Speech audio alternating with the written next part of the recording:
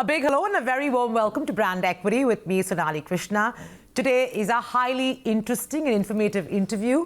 It's one of my favorite global marketers. It's none other than Mastercard's Chief Marketing and Communications Officer, Rajamannar, and is also the president of the healthcare division of Mastercard Global. For the uninitiated, Rajamannar is one of the most prolific marketers globally, and recently he's also been awarded as the most innovative CMO of 2023.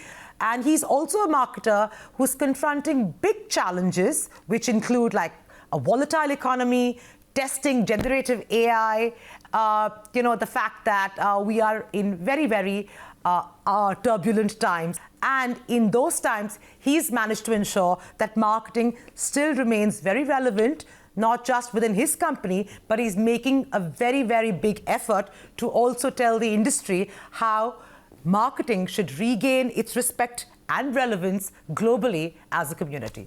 Thank you so much, Raja, for joining me right here in the Brand Equity studio. I've usually always met you in Cannes. Yes. So this is refreshing to be sitting in the studio. Many congratulations on being tagged as the most innovative marketer of 2023. I think you're getting these awards almost every year.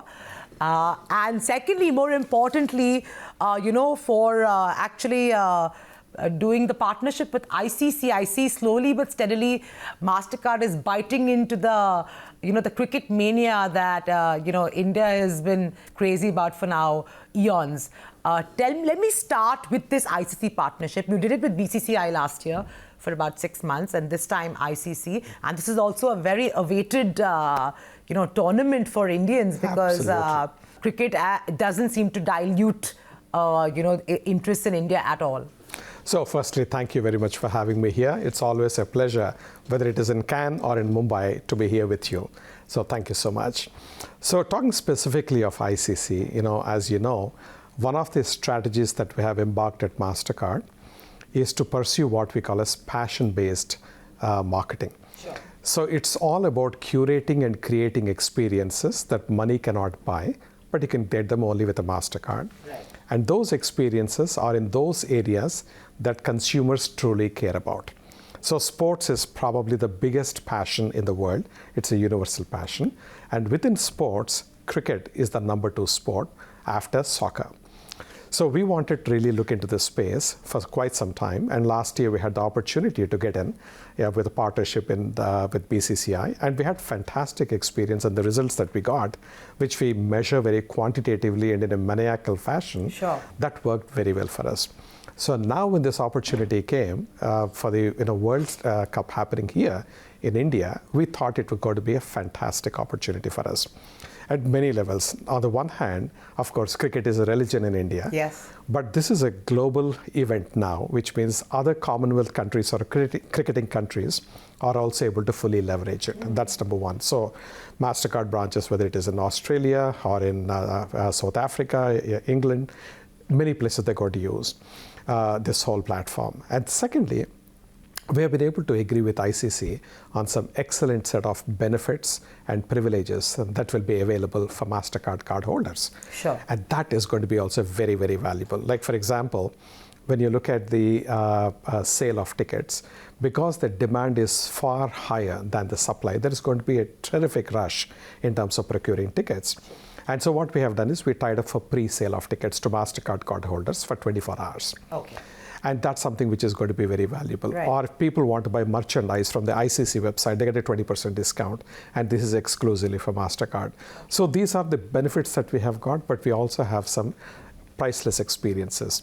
Like, for example, some of the children of the card members will walk with the players. Oh, wow. And they will have flags of the nationalities of the teams that are playing. And they will be there as part of the opening, ceremony. Yeah. And we got some sofas that we put in the stadiums right behind the perimeter board, which will give vantage in terms of vantage points from the point of watching the game and being as close to action as possible, or meet and greet with some of the stars, signed merchandise. We got a ton of things that we are offering. And so very excited about it because we got huge scale, there is huge passion, and it is truly global. I'm going to come back to my basic question, right? So for sure, the visibility that you're going to gain in these markets is going to be, quite a lot, quite significant. As a B2B company, again, my question is, so while you will create that Mastercard buzz amongst customers, how will that translate to your partners? Because essentially your business is B2B, to actually convert that buzz that you're seeing to your last mile user to actually translate business. Yes. In fact, it is business beyond buzz for sure. Okay. Right? So the way we look at it is, take this pre-sale that I'm talking about. Yeah. Unless you are a Mastercard customer, you will not get the pre-sale, the tickets in pre-sale, right? And because the demand is so far going to outstrip the available supply, people are going to clamor for this. If you are a customer, the first thing you will see is, do I have a Mastercard or not? Yeah. And if you don't have a Mastercard, you probably will call your bank and say, how can I get one? Because there are 48 matches between the start and the end date. So there is going to be a demand that will come. And we have seen this happen time and again in the other global sponsorships that we have done elsewhere in the world. Okay. So we are taking our learnings from there, and we are nuancing them in the context of India to be more relevant here. Sure. And so hopefully we'll have the same experiences that we had elsewhere also being happening here. So basically, Raja, you are expecting consumers to kind of force banks which are not using the Mastercard payment gateway, to ensure that they force them through push to get into becoming a merchant with Mastercard. Yeah. So basically, the way we look at it is, if you generate consumer demand, consumers will hopefully ask for it. A certain percentage of consumers will ask for it. Sure. And if significant number of people ask, the bank will be encouraged to move to our network. And that's how it works, right? So that's one part of it. It's not the only reason why a bank would do business on Mastercard network as opposed to our competitors. Sure. But it is a good enough reason Sure. for them to say, because at the end of the day, they want to serve their consumers well as well. And if consumers want a particular network, why would the bank say no? Absolutely. When we were hit with the pandemic, we actually saw, especially in the Indian market, which is a market that has been relatively reluctant, because of the fear psychosis and, whether my money will just go away somewhere, or is it safe enough, all of that. But I think that fear was overcome during the pandemic significantly, because people started using Correct. cards, UPIs, all of that. Yes. Post the pandemic, what would be your understanding of, let's say, the usage of credit cards in India and UPIs and debit cards? Has there been a significant jump, or was it just a blip then and come back to normal? See, that's the beauty of it, right? When there is a heavy digitization that is happening, both because of the government's thrust in this space on the one hand, Sure. and the sheer need when consumers were locked down, Yeah. how else would they pay to get their items and services? So this really worked very, very well, the combination of the governmental focus as well as the pandemic. If there is a good outcome of the pandemic, it is extent of digitization. Sure. There have been estimates which have been made which said that what would have normally taken 7 years, if things grew at a regular secular rate of growth, the digital payment adoption has actually been done in less than 1.5 to 2 years. So that's almost like 3.5 times faster than regular business as usual. So that is hugely beneficial for the entire industry. That's one part of it. The second thing is, if you look at why this growth has come, consumers who never used cards, and then the consumers who were using cards before, but they were using only for certain categories of purchases. For example, where I used to be a purchaser of various things on cards before, I used to use them only for certain categories. I would never think of buying online vegetables and online stuff of those types. Sure. And I would only restrict it to some. But suddenly my categories of usage have expanded. Yeah. So that's one kind of a demand increase. The second is people who never used online, they started jumping on during the pandemic. Right. Once you have tasted the convenience and discovered the security of online payments, you don't go back. So what happened is, to your question, the blip happened, but it did not remain as a blip. It was a shift. It was a step up that has happened in terms of the extent of usage, Sure. and that continues to grow. But, if I now look at, let's say, just in India, because, we're still relatively a nascent economy when you're coming to using plastic. Debit versus credit versus UPI, how is that working? So I think, again, kudos to the government, right, in terms of the extent of focus that they have put in and the enablement of the infrastructure. Yeah. I don't think any other country has done anything close to it. True, even a bhajiwala is accepting it. Everywhere, right? Yeah. It's absolutely delightful to see what the government has done. And I think, coming from India, I feel so proud of how this has been actually accomplished. Unbelievable. Sure. So much so that I have read the stats which showed that 40% of all global digital transactions are happening in India. Wow. 40%. That is absolutely humongous. Now, what happens is when there is that level of digitization, it helps all payment categories. So it's like all ships rise with the tide. That's exactly what happens, number one. Number two, more than just the different categories, whether it is credit card, debit card, prepaid card, or UPI, whatever, you also have another huge opportunity, which is about services. Yeah. So, for example, how do you manage fraud? How do you manage digital identity? How do you manage cybersecurity? How do you manage loyalty in this kind of a new world, etc.? All these are opportunities, and that's where, in fact, Mastercard has been investing for the last several years in terms of services. So that actually we see as a wonderful growth opportunity and something which we are very excited about. Just want to pivot a little bit in terms of,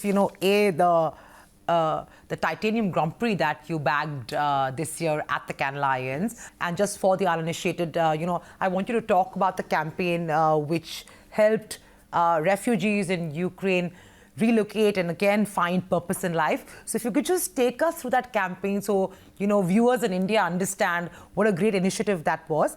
But I also want you to tell me why that stood out for Mastercard as a brand. Yeah, so first and foremost, when you look at this entire war in Ukraine, there is a dislocation of hundreds of thousands of families. Sure. They're migrating out of the country.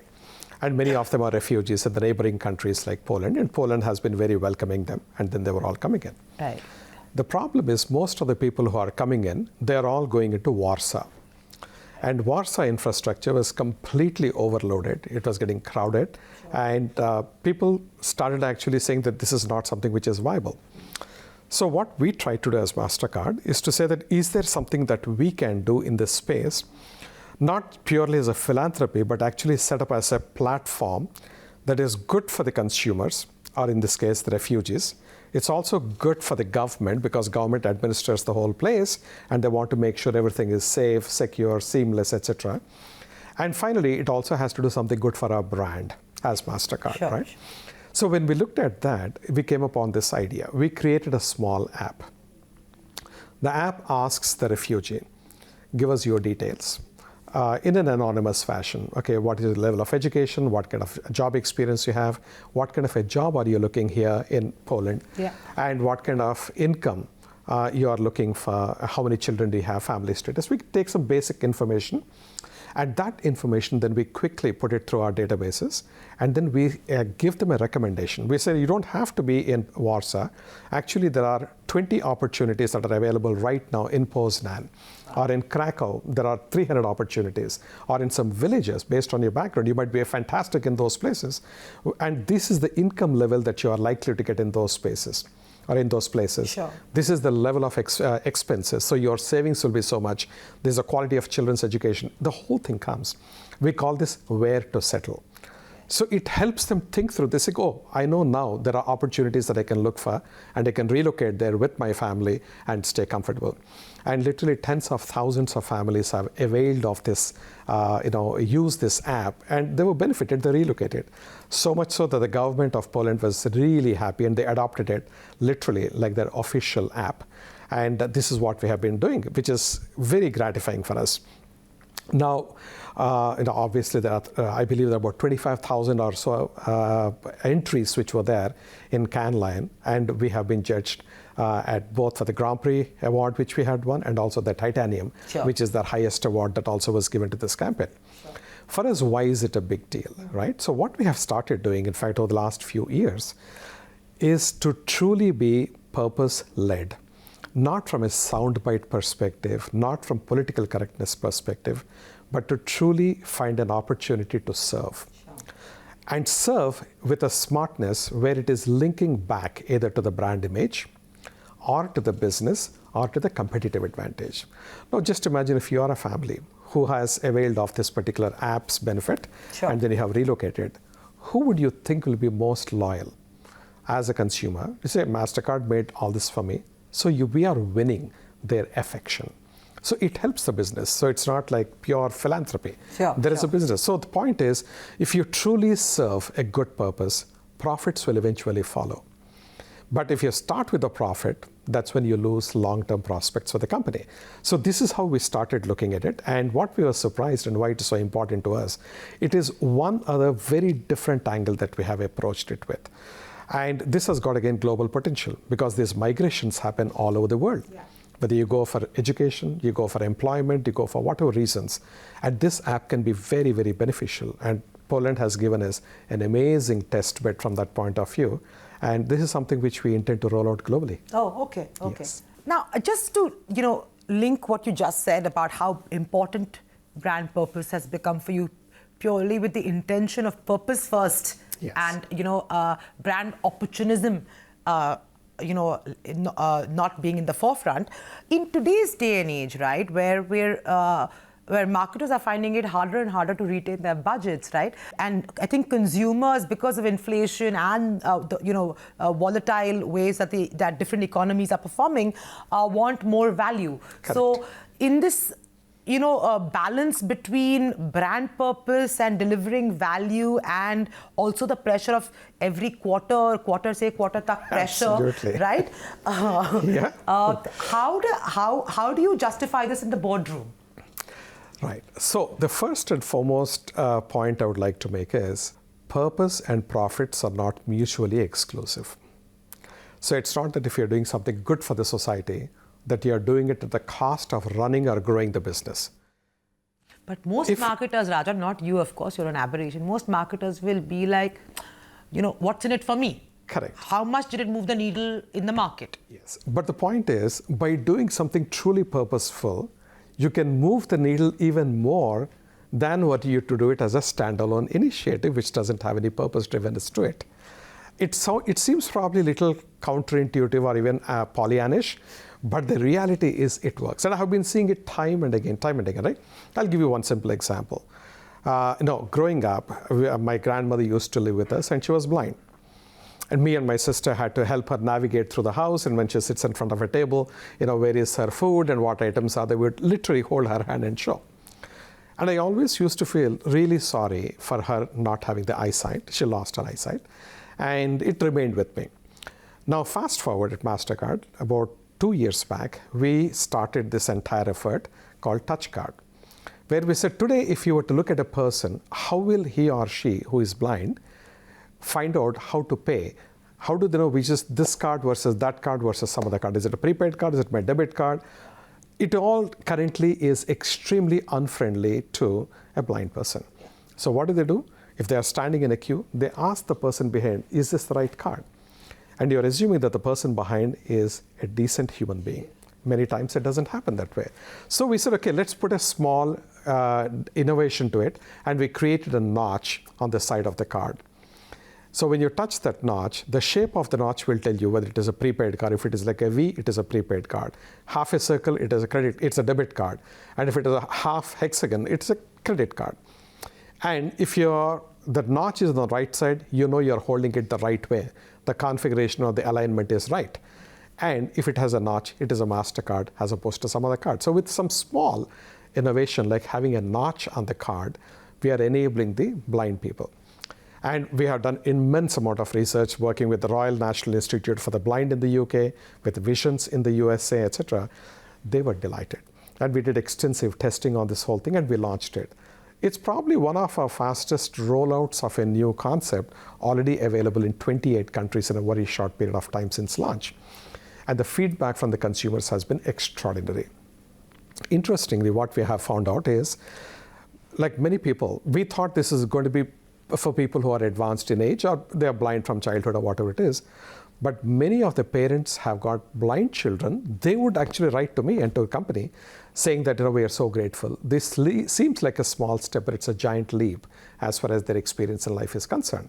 In a world where things are almost equal between one card and another card, there is nothing that differentiates, and the differentiation is essentially the trust.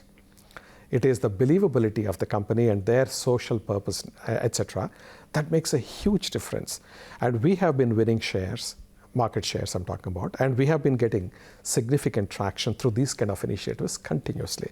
Whether it is the cards we have launched for LGBTQE people, and we are literally trashed for having launched it initially. But then now it is available in more than 36 countries around the world. And it's doing exceedingly well. And people from the transgender community, for example, they swear by this card, they only stick to this card, and they put all their spending through this card. It's one of the best performing portfolios that we see on these kind of areas. Okay. So anything that we are doing, as a marketer, the first thing I do is it in line with the company's decency quotient? And is this something which is in line with our values, in other words? If it is, does it have a commercial linkage to the initiative that we are actually thinking about? And is it being done in an opportunistic way, or is it authentic way?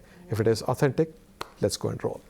Sure. And that's been working consistently. If you look at the headroom in India for debit card and credit card usage and juxtapose it with, let's say, other markets, where do you see, how do you see that progress?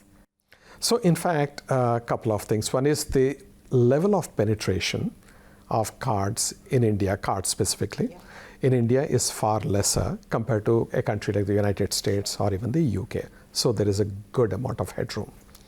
Whether that headroom will be occupied only by these cards or new forms and formats of payments is the question. And that is evolving pretty nicely, right? And to your earlier point, even somebody who's a sabziwala is using now, the digital payment mechanisms, which is fantastic. So what I see happening here is an unbelievable level of innovation. Either new payment form factors or new payment mechanisms. It's inevitable because right now, the nuts and bolts for the entire ecosystem have been set up so brilliantly by the UPI folks. Now building from there up is going to be really, really interesting and very exciting. Would you see one of the big fallouts of the UPI success are wallets? Wallets are definitely gaining traction quite a lot. Gaining traction? Absolutely. Okay. Absolutely. There is no question because they're all leveraging the infrastructure. And then it is enabling consumers to have seamless payments almost universally, which is fantastic. So no questions that wallets are actually gaining traction. Okay, fair enough. You've also talked about, which was quite interesting, because of this whole, CMOs losing relevance and that division losing relevance in your people reconsidering whether they even need that division or title, where you have cases like Johnson & Johnson and Coca-Cola attempting it.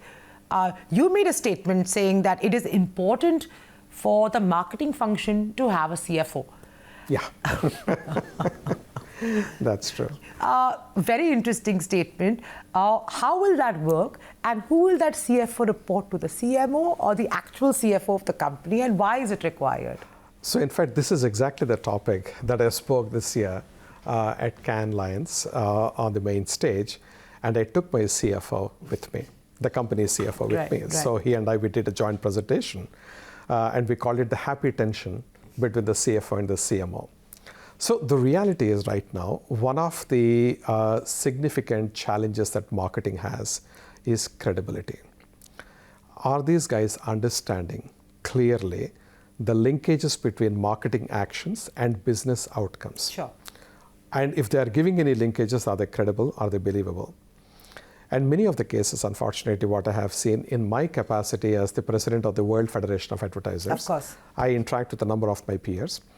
Many companies are not investing enough amount of time and effort to build those ROI measurement capabilities. Right. So it's like, okay, we have put a campaign, sales are going up, everyone is happy. If the campaign is being done, sales are not happening, now look for what is happening around. Is the environmental challenging, or has the government regulation come in, whatever it is. So the CFOs and the CEOs feel that these guys are clueless. And that's one reason why marketing has started losing the gravitas and its position. And the companies you have alluded to, they are eliminating CMO roles. And in many cases also, the CMO no longer reports to the CEO. And a new breed of C-suite executives like Chief Growth Officer, Chief Revenue Officer, Chief Customer Officer are coming. Now just imagine, if you take away revenue growth in customers, what else is left behind in marketing? And therefore I said there's an existential crisis from that perspective. But on the other hand, one of the key things is lack of trust within marketing is because of the secrecy. Marketers are scared. If you exactly tell them what amount of money is left on in a given campaign or how the results were in a given campaign, whether they will be attacked, whether the money will be taken away by the CFO, whether they will get enough budgets for next year, etc. So there is a lot of secrecy, unfortunately. And what I said is you don't need that secrecy because you and your CFO are not working for two different companies. You are both for the same company. And if you are a CMO, you're not just a functional head, but you're a company leader. So you have to take on the bigger hat, put on the bigger hat and then work in that framework. So when you look at that kind of a fashion, what are the first things I said is, let's have a finance person sitting in marketing who will deal report into me and to the CFO of the company. So now I have my own CFO, and this is now for the last 10 years. So this person goes into every aspect and he manages. Initially it was a lady who was my first CFO. So she would go into every area and then have all the dashboards, collect all the data, and she was the one responsible for instituting ROI metrics and dual report both to me and to the CFO. Okay. When that happens, there is no challenging of the numbers that are being presented or the methodologies. So they know that this is all factual, which is good. Then the second thing is also what happens. It's not just the CFO. I have a technology person sitting on my team who dual reports into the Chief Technology Officer and me. Oh. So marketing is now, and I have got was a HR person full-time dedicated only to me along with her team, sitting within my team, on my leadership team. So we have got an entire surround system now, and within marketing itself, we are looking at like a business unit as opposed to be a function. Is that common practice? Not at all. Okay. Not at all. So this is something which we started with the CFO and started expanding to other functions. And we also created the position of a head of risk management within marketing. And I believe we are probably the only ones who is still doing it. And this person looks at all the environmental risks, the brand risks, the brand disintermediation risk, reputation risk, data risk, privacy risk, every single risk, and then actually manage the risk across the company, across the function, which is marketing and communications. And it's really working very well for us. So we are trying to reimagine marketing in quite a different way than what it has been traditionally. Sure. Some of the fun things that you're doing, which is always like, oh my God, really, is the fact that Mastercard may soon have its own beaches,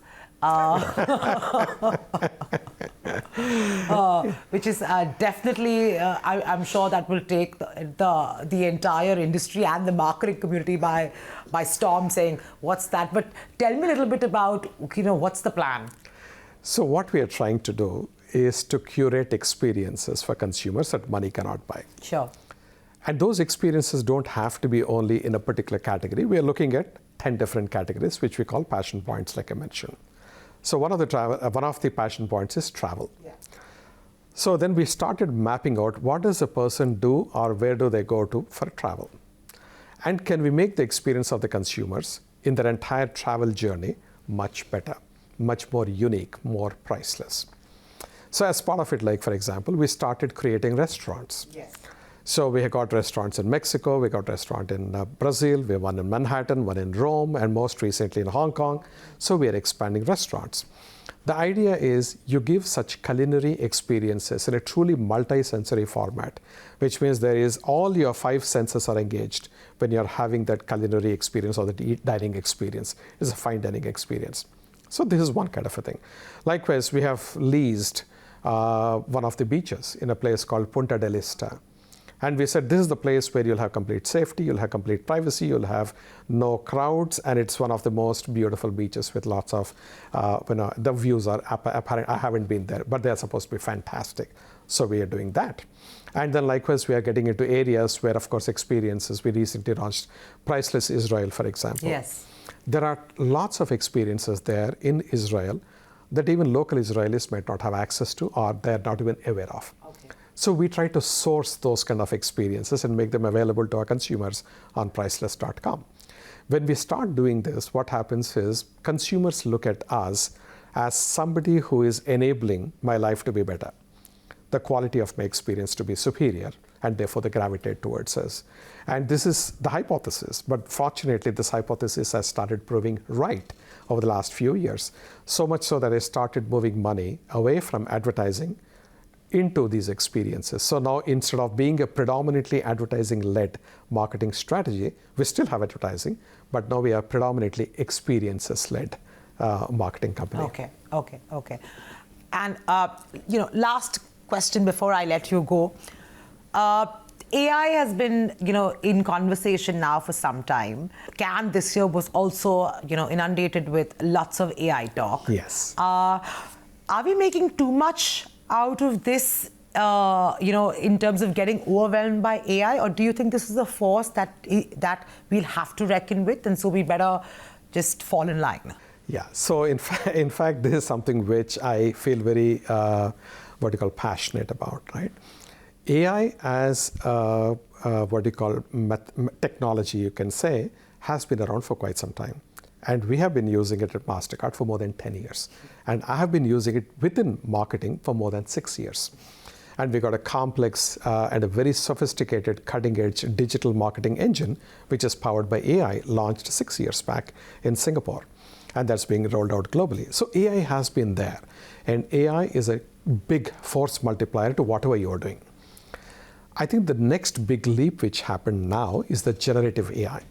Generative AI, when I saw the possibilities, I started actually diving deep into it, and I took courses on AI, and I was sitting with the head of AI at Mastercard to learn what exactly is AI, what is machine learning, what is neural networks, or the whole bunch, and tried to figure out and try to separate the noise from the signal. Sure. The point is the signals here are very strong. So while there is a lot of noise and hype, there is substance behind it. And if you know how to use generative AI or even the regular AI, I think you can get tremendous amount of mileage and competitive advantage. Not just from a productivity point of view, even the quality of creativity, the process of innovation, the speed with which you act, the agility with which you are demonstrating, whether it is in customer service, whether it is in campaign creation, or it is in measurement of ROI, or even coming up with new product ideas and thoughts. This is absolutely mind-blowing. At least what I personally feel is in the last 3.5 decades that I have been working, this is by far the most powerful technology that I have come across. And this is my latest and the best toy that I'm playing with. But Raja, a lot was talked about the metaverse also, right? That the metaverse will change this, will change that. A lot of experimentations happen, but suddenly everybody seems to have written off the metaverse, saying that, okay, we're not sure about it.